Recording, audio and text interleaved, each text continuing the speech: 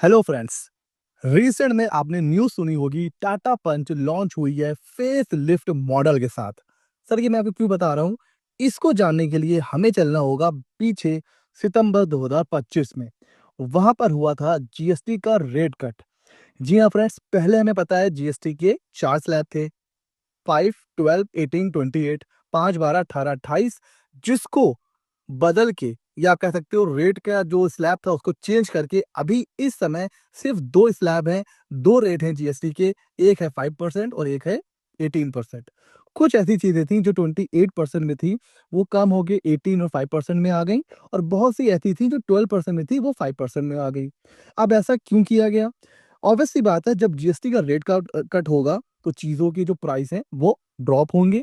चीजों की जब प्राइस ड्रॉप होंगे तो ऑब्वियस सी बात है अल्टीमेट बेनिफिट मिलेगा कंज्यूमर को। तो गवर्नमेंट का ये बहुत ही अच्छा इनिशिएटिव था रेट को कम करने का, और रेट कम हुए भी। और इसका जो एकदम एंड आप कह सकते हो ऑब्जेक्टिव था, वो ये था इकोनॉमी को बूस्ट करना। जब प्राइस ड्रॉप होगा ऑब्वियस सी बात है डिमांड इंक्रीज होगी, डिमांड इंक्रीज होगी प्रोडक्शन भी इंक्रीज होगा, तो कहीं ना कहीं इकोनॉमी पर इसका पॉजिटिव इम्पैक्ट पड़ेगा। और ऐसा हुआ भी, प्राइस ड्रॉप हुए, लोगों ने इसका फायदा भी उठाया। बट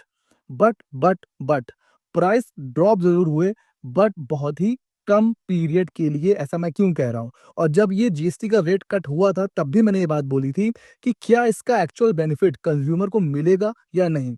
मिला तो, बट बहुत ही शॉर्ट पीरियड के लिए। ऐसा मैं क्यों बोल रहा हूँ, और वो न्यूज़ जो थी कार लॉन्च की वो मैंने क्यों बताई? क्योंकि कंपनीज ने एक नया रास्ता निकाल लिया है।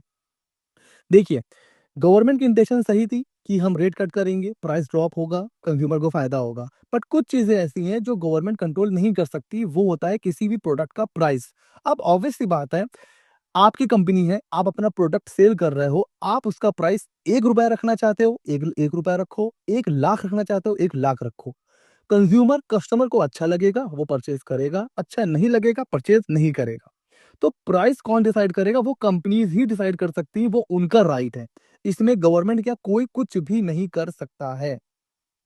अच्छा, अब अगर प्राइस डायरेक्ट बढ़ा देगा कोई भी कंपनी, तो ऑब्वियस सी बात है, जब ये रेट कट हुआ तो गवर्नमेंट ने एक प्रॉपर एक डिपार्टमेंट बनाया, एक टीम बनाई, जो यही जांच करता है, यही इन्वेस्टिगेशन करता है कि ये जो रेट कट हुआ था इसका जो बेनिफिट है वो पास ऑन हो भी रहा है कस्टमर को कि नहीं हो रहा है।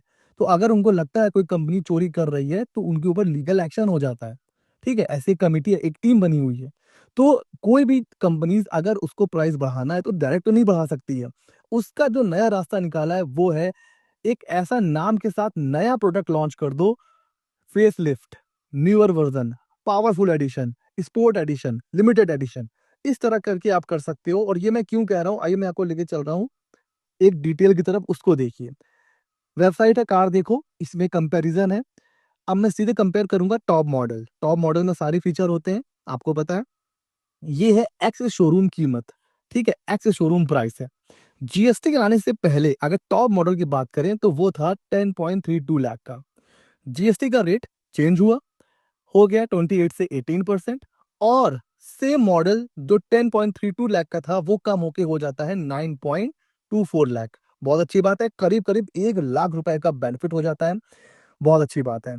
अभी जो नया वर्जन लॉन्च हुआ है, अगर मैं उसके टॉप मॉडल की तरफ आपको ले चलूं तो आप देखो, उसका जो टॉप मॉडल है सर वो है 10.54 लाख। जी हाँ फ्रेंड्स, अगर आप इसको कंपेयर करो प्री जीएसटी रेट कट से, तब था 10.32 लाख। अभी कितने का हो गया? ऑलमोस्ट 10.5 लाख का। अब मैं फीचर को यहाँ कंपेयर कर ही नहीं रहा हूँ। कोई कोई ये कह सकता है कि सर उसके फीचर अलग है, इसके फीचर अलग है। ठीक है, मैं फीचर की बात ही नहीं कर रहा हूँ, मैं प्राइस। ऑब्वियस सी बात है, अगर प्राइस किसी को इंक्रीज करना होगा तो कुछ ना कुछ उसके ऊपर एक नया लेवल लगा के बेचना पड़ेगा। डायरेक्ट अगर प्राइस इंक्रीज करेंगे तो गवर्नमेंट जो है ना वो मतलब कहानी लगा देगी, लीगल एक्शन, पेनाल्टी तक लग सकती है, वो करोड़ों की पेनाल्टी लगेगी। तो अब अगर इन कंपनीज को प्राइस बढ़ाना है तो कुछ तो इन लोगों को खेल करना ही पड़ेगा ना। तो एक नया नाम दे दिया फेसलिफ्ट। ये तो अभी इसी भी कार की बात है। आने वाले टाइम में आप देखोगे बाइक, कोई भी तेल, क्रीम, पाउडर या जो भी चीजें सस्ती हुई हैं, वो ये स्ट्रेटजी कर सकती है। मैं ये नहीं कह रहा हूँ कि ऐसा होगा ही होगा, बट ऐसा हो सकता है। अभी क्या होगा, धीरे धीरे जो पुराना एडिशन है वो मार्केट से खत्म हो जाएगा, पूरी तरीके से नया वर्जन आ जाएगा। जो प्राइस जीएसटी रेट कट से पहले था वो फिर हो जाएगा। ठीक है। अब आप कह सकते हो सर फीचर थोड़ा बहुत ज़्यादा दे दिए होंगे, मैं वो बात ही नहीं कर रहा हूँ फीचर की, मैं सिर्फ प्राइस की बात कर रहा हूँ कि अभी पहले जीएसटी रेट कट से पहले था 10.32 लाख, अभी है 10.54 लाख और नाम दे दिया है फेथ लिफ्ट का। आइए हम लोग कुछ और मॉडल को भी कंपेयर कर लेते हैं, जैसे आइए इसको देख लेते हैं। एडवेंचर प्लस सीएनजी पहले थी 8.47 लाख में, और अगर यहाँ पे बात करें इसमें तो ये देखिए पंच एडवेंचर, पहले एडवेंचर प्लस थी, अभी एडवेंचर सीएनजी है, नाम वो कर दिया है और वो 8.59 लाख का है। पहले कितने का सर? पहले था 8.47 लाख का था। तो थोड़ा बहुत नाम चेंज कर दिया है, थोड़ा बहुत फीचर चेंज कर दिए हैं, और जो चीज़ पहले जिस रेट पे थी ना, लगभग उसी प्राइस पर आ गई है। ये मैं आपको कंपैरिज़न क्यों दिखा रहा हूँ, सिर्फ़ मैं आपको एक आइडिया दे रहा हूँ कि ऐसे करके एक नया रास्ता निकाल लिया है कि भाई हल्का-सा कुछ नाम चेंज कर दो, हल्के से फीचर बढ़ा-कम कर दो, और जो प्राइस पहले था, लगभग वही प्राइस पे फिर सारी चीज़ें बिक रही हैं। इसके बारे में आप क्या सोच रहे हो? अब आप मुझसे ये कह सकते हो सर हो सकता है फीचर ज़्यादा हो, तो अब ये चीज़ मैं आपके ऊपर छोड़ रहा हूँ। आप मुझे कमेंट सेक्शन में बताओ कि क्या ये जस्टिफाई है या नहीं है, और आज के बाद मैं आपको एक टास्क भी दे रहा हूँ। कोई भी नई बाइक लॉन्च हो, नया कार लॉन्च हो, क्योंकि यही बड़ी चीज़ें हैं जिनके ऊपर ज़्यादा इम्पैक्ट पड़ रहा है। बाकी जो है क्रीम, पाउडर ये सब तो मतलब छोटी-मोटी चीज़ें हैं, बट जो बड़ी चीज़ें हैं कार और बाइक। कोई भी नई कार लॉन्च हो, कोई नई बाइक लॉन्च हो, तो अब आपको कंपेयर करना है कि जीएसटी रेट कम होने से पहले उसका प्राइस कितना था, और जब ये जो नया वर्ज़न आ रहा है इसका प्राइस कितना है। ठीक है? और अगर आप चाहो तो फीचर भी कंपेयर कर लेना कि फीचर की वजह से कितना ऊपर-नीचे हो रहा है।